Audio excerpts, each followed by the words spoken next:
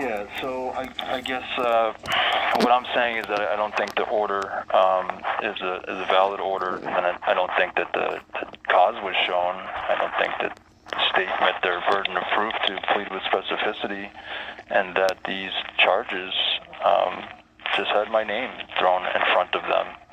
Okay. And so, I mean, I don't feel like I was given due process in that sense. You know, it's the prosecution's burden to plead with specificity that there's a valid claim. The affidavit does not have anything in it that pleads with specificity. The prosecution pointed out. Let's see here. I mean, does the state have anything to say about that? Well, I don't want to get into a back and forth between you and the state at this point. I don't think it's going to be completely useful. What I think makes sense at this point, Mr. Jang, there's two things. One is, I think a lot of the arguments that you're raising today are valid arguments to raise at your hearing this afternoon, the bail review hearing. And so I would certainly encourage you to make those arguments at the bail hearing and bring those before the judge at that point. But for the purposes of this habeas, I would like to suggest, I'd like to have this dealt with maybe through a motion practice where I give Attorney Menzel for the state an opportunity to put down in writing so that you, Mr. Jang, can see the state's position in writing, and then give you an opportunity to respond in writing, and then to have the court review it and make a determination about how to move forward based on those filings. And I'd like to do it in 3 steps. I'd like to have Attorney Menzel file the state's position in the form of either a motion or brief, and then give you, Mr. Jang, a reasonable amount of time for you to receive it, to review it, and to respond to it in a meaningful way. And then I'd like to give Attorney Menzel an opportunity to reply to that in case there are new issues that you're raising, so that I have sort of a full and fair opportunity to get at the substance of this. Because you've raised a number of issues, Mr. Jang, and as we've all, both the court, Attorney Menzel, and you have cited to cases, and it often happens in court, but it's often not the most effective way to understand the cases, and so it often helps if this is in writing. So, Attorney Menzel, I'm going to turn to you, and how quickly do you think you could get motion? Hold on, Mr. Jang, I'll come back to you. Attorney Menzel, how fast do you think you could get a motion together or a briefing together?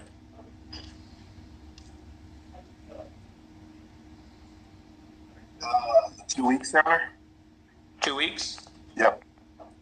Okay. And then, Mr. Jang, if you received that in 2 weeks, what would you be looking for a reply? What would you need? Would you want 2 weeks as well? Yeah, it would probably at least be 2 weeks, but there's a couple other points I didn't get to touch upon yet.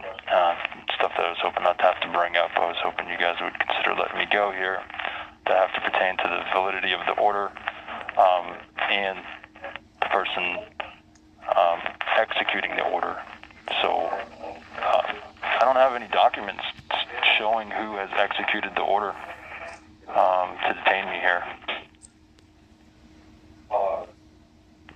Can the state respond on who is actually detaining me here and whether or not they have any documents that are signed by the Commissioner of Corrections or their authorized representative to hold me here? Well, I'll let Attorney Menzel, do you have a response to that? I would assume, well, I'm not going to assume, I'm going to look. I'm looking at there are conditions that were issued by the court, which would have gone to the department. There's a criminal bail minimus that was issued on August 31st. That's correct. And then the following documents were not filled out. That's the document that the department relies on to keep Mr. Zhang incarcerated until he posts the bail that's on that minimus. Sure, but there's a form that's supposed to be signed by either the Commissioner of Corrections or their authorized representative to execute the order, showing that they're executing the order, which I noticed is left blank. Okay. Which also includes the... I do not have this document in front of me, Mr. Zhang. I think that's why it's important in these cases to brief this issue. What I'm going to have is, so we're going to have, let's put this onto the calendar. So Attorney Menzel, 2 weeks from today is October 6th. And then 2 weeks from then is October 20th. And then Attorney Menzel, hold on a second, Mr. Zhang. I will let you have an opportunity to speak. So the first deadline is going to be October 5th for the state. And then the second deadline is going to be for Mr. Zhang, and that's going to be October 20th. And then Attorney Menzel, I'm going to give you 1 week after that to reply, and that would be October 27th. So there's one other issue, sir, and that is the order itself was signed by Lisa A. Warren, who upon the time of signing does not have a properly sworn and subscribed oath of office as required by Vermont Constitution, Chapter 2, Section 56, U.S. Code Title 4, Section 102, to carry out for clear title, to carry out her judicial duties. And there's Supreme Court cases, Corpus versus Powers, which in summary says that, they're responsible for having their oath documents in order, properly subscribed and filed, in accordance with the Vermont Constitution, are provided no immunity if they carry on their judicial duties without such, and that in essence, their orders are without authority. So that would be the other issue that I raised on the record to be preserved. That's an issue that needs to be briefed. I'm not going to take it orally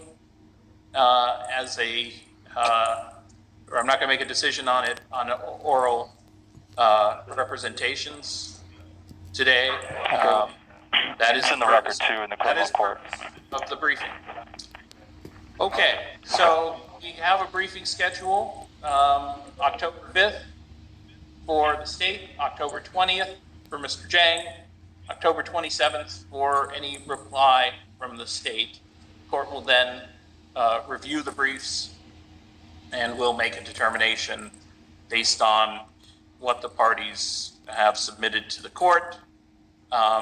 And if necessary, the court will either render a decision or it will conduct further process as required by the posture of the case. Okay, so for the record, I would just like to make sure that, go ahead. Attorney Menzel, is there anything further from the state? No, Your Honor. Okay, thank you. So, Mr. Zhang, anything further? Yeah, as I've stated, I think I've provided some pretty good reasons why I think I'm being held here unlawfully, and I really wish at this time you guys would just let me out of here and we could be done with this. But also, I'd like it on the record there that I object to Mrs. Warren being dismissed as a defendant in this case. As you can see, I definitely brought up some circumstances involving Ms. Warren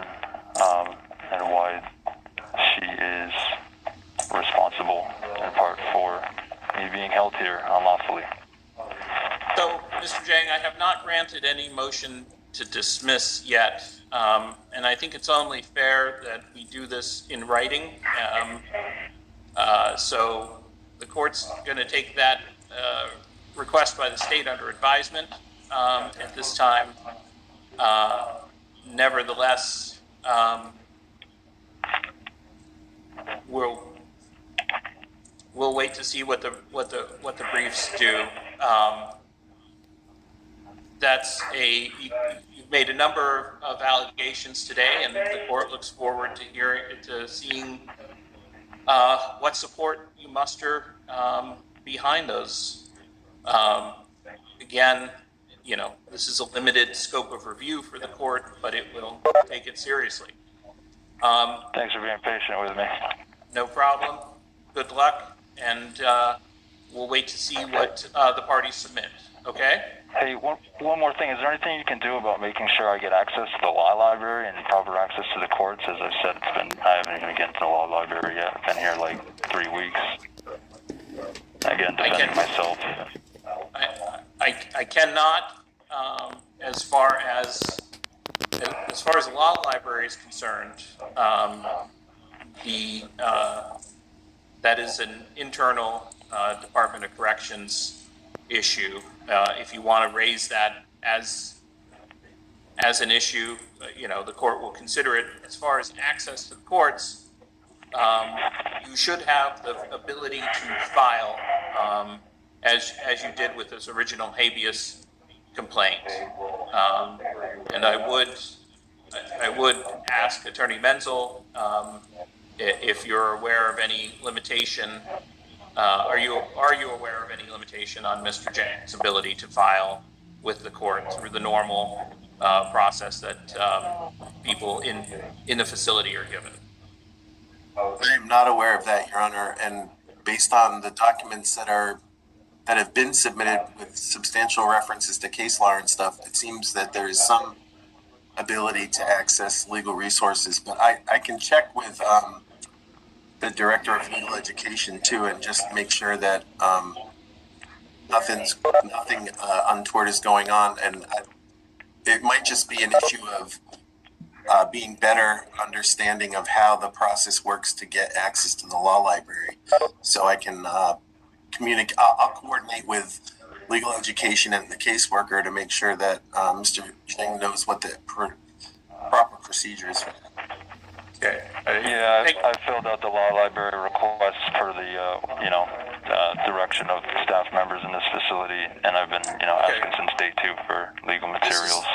This is a little bit beyond, Mr. Gingues, this is a little bit beyond what the court can do as far as relief, but the court took this extra step of having Attorney Menzel check with the social worker to make sure that there is nothing outside of the normal process for rules and regulations. So that said, we'll go from there, and we'll wait to hear.